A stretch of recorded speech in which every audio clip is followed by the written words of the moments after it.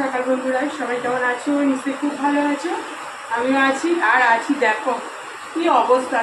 আজকে তো বৃহস্পতিবার, সব মেশিনে কেচেছি, বারান্দায় দিয়েছি, এমন ছাঁট মারছে দেখো কি সব, মানে তুলে আবার এখানে কতগুলো রাখলাম, এখন এখানে এখন দড়ি টাঙিয়ে লম্বা করে দড়ি টাঙিয়ে এখানে তো দিতে হবে। বারান্দায় এই দিকটা দিয়ে কয়েকটা দিয়েছি, সামনে দিকে কিচ্ছু দেওয়া যাচ্ছে না, সব ছাঁটে ভিজিয়ে দিচ্ছে, জানো কি বলবো। আর এখন তো পুজো দিতে যাবো, ঠাকুরের কিছু বাসনও মাজার আছে, কালকে তো কিছুটা বেরিয়ে গেছি, প্রদীপ ঘট এগুলো সব আজকে মাছ হয়। আবার শুনতে পাচ্ছ কি বিপর্জন করছে। কালকে তো ওরকম হয়েছে সারাদিন বৃষ্টি, আজকে সকাল ভাবলাম সকাল রোজ কাল সকালেও সূর্য মামা উঠেছে, বেশ আলো টালো দেখলাম, যে আমি ভাবলাম যে এটা বিশ্বাস করা যায় না, জানি এক্ষুনি দেবে, কিন্তু দেখো এখন মেঘের গর্জন, প্রচণ্ড বৃষ্টি হচ্ছে বাইরে। চলো আর কি করবো, যাই এখন এখানে দড়ি টাঙিয়ে জামা কাপড়গুলো দিয়ে তারপর ঠাকুর বাড়ি যাবো। সঙ্গে থাকো, দেখতে থাকো বন্ধুরা। এই যে ঘরের মধ্যে এরকম লম্বা দড়ি টাঙিয়ে দিলাম, কিছু করার নেই। আর এই যে বারান্দায় দেখো পুরো একদম বন্যা করে দিয়েছি, এদিকটা তারে দিয়েছি, জানি না আর কতটা আছে, এইদিকেও নাই, ঠিক আছে আর কত দেবো। এই যে হাতে একটা ফুল প্যান্ট নিয়ে যাচ্ছি, সিঁড়ির ওখানে দেবো। চলো যাই আর কি করবো, ছাদে পুরো পুকুর হয়ে গেছে।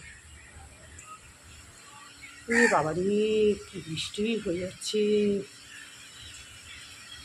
যা একটা মেঘ ঢাকলো না, মেঘের গর্জন। দেখো আমার গাছের গোলাপি রঙের গোলাপটা কি সুন্দর ফুটেছে, আর সব খয়েরিগুলো ঝরে যাচ্ছে। আজকে না অরেঞ্জ কালার দুটো জবা ফুটেছে, আজকে একটা জবা তুলবো না তো। এই দেখো দেখো জল দেখো, তবে সব দোপাটি ফুল কত পড়ে গেছে, আমি কটা নিয়ে গেছি। এই একটা জবা আজকে নিয়ে যাচ্ছি তুলে, 15 দিন আজকে দিন, কারণ বৃষ্টিতে সব নষ্ট হয়ে যাচ্ছে। দেখো সব জল দেখো বন্ধুরা, দিয়ে বাবারই কী অবস্থা। দেখো বন্ধুরা আমার পুজো দেওয়া হয়ে গেল, আর আজকে বাজার থেকে দাম বেশি নিল, ফুলগুলো এত সুন্দর দিয়েছে, আবার কিছুটা রেখেও দিয়েছি, হলুদ, মানে হলুদ গাঁদা সচরাচর দেন, আজকে হলুদ গাঁদাই বেশি দিয়েছে, যে বাসন্তী যে কালারটা। আর আমার ঘটে দেখো ওই যে জবাটা ছিঁড়ে নিয়েছি, নিচে তো সব গাঁদা ফুল টুল দিয়েছি, কলা পান ঠান যা যা দিই, আর ওপরেই মানে একটা ফুলে আমার ঘরটা ভরে গেছে। আর দোপাটি ফুল দেখা আজকে অনেকগুলোই তুলেছিস, আজকে 4টে জবা ফুল ফুটেছে, আর 2টো কড়ি দিয়েছিল সেগুলো ফুটেছে, আর অপরাজিতাও ফুটেছে, বেলপাতা সব দিয়ে, মানে এত ভালো লাগে। বেশ একটু তাড়াতাড়ি পুজোটা দিতে পারলে মনটা এত শান্তি লাগে। আর বৃষ্টির মধ্যেও মানে একটু কমেছিল, আর যে ঠাকুরের যে প্রদীপগুলো মাজলাম, ঘরটাগুলো। চলো হয়ে গেল আমার পুজো দেওয়া, বলো কীরকম গোছানো হয়েছে। পুজো দিয়ে এসে দেখো নিচে নেমে একটু চা খেলাম, টিফিনও খেয়ে নিয়েছি, তারপরে দেখো রান্না বসে দিয়েছি, ভাত হয়ে গেছে, এখানে ডাল সেদ্ধ হচ্ছে, 2 রকম ডাল, আর এখানে কড়াতে তেল দিয়ে দিয়েছি, পনির রান্না করব আজকে। মানে ওয়েদারটা আজকে মানে এমনই লাগে, চা খেলাম ওই জন্য নেবে। তারপরে দেখো পনিরটা ভাজা হয়ে গেছে, পনির ভেজে একটু গোটা গরম মশলা, তেজপাতা, সাদা জিরে ফোড়ন দিয়ে পনির আলু দিয়ে যে তরকারিটা করি, মানে এই তরকারিটা হলে না আমার মেয়ের খুব পছন্দ হয়, নিরামিষের দিন ও খুব ভালোবাসে পনিরের এই তরকারিটা। তারপরে দেখো ওদিকে তো হচ্ছে আলু ঠালু ভেজে পনিরের তরকারি, আর এদিকে দেখো কাঁকরোল ভাজা করছি বেশি করে। কাঁকরোল ভাজাটা ডালের সাথে খেতে কিন্তু খুবই ভালো লাগে, এই গোল গোল করে কাঁকরোল ভাজাটা। আর ডালের সাথে তো একটু ভাজা না হলে ঠিক মানে পছন্দ হয় না আমাদের, দেখবে নিরামিষের দিন ভাজা করতেই হয় এই জন্য।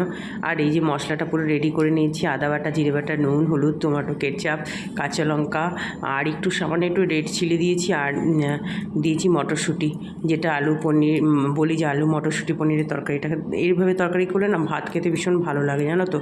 মানে একটু ঝাল ঝাল এরকম করলে, একটু কাঁচা লঙ্কা টঙ্কা সব দিয়ে করলে ভাতের জন্য এটা বেস্ট। আর যেটা ধরো ওই যে তোমার হোয়াইট কালার যে পনিরের তরকারিটা, ওটা দিয়ে ভাতটা খেতে আবার ঠিক ভালো লাগে না। যাই হোক, হয়ে এখানে জল দিয়ে দিলাম, আলুগুলো সেদ্ধ, কারণ আমার দেখো একদম ক্রিস্পি ক্রিস্পি কাঁকরোল ভাজাটা পুরো হয়ে গেছে। যখন এতগুলো কাঁকরোল ভাজা বসিয়েছিলাম ভাবলাম এতগুলো একসঙ্গে হবে তো, দেখো কত সুন্দর করে একটু বেশ ঠিক মতো নাড়াচাড়া করতে করতে কাঁকরোল ভাজাগুলো কিন্তু হয়ে গেল। এরপর আবার আলুও কুটে রেখেছিলাম, এই দেখো আলু ভাজাও আমার রেডি। বলি না যে নিরামিষের দিন একটু ভাজা না করে ঠিক ভালো লাগে না। আর এই যে যেগুলো যেগুলো মানে ঠিকঠাক হয়ে গেছে ওগুলো একটু সাইড করে সরিয়ে আর যেগুলো একটু বাকি আছে ওগুলো আবার মাঝখানে দিয়ে দিচ্ছি।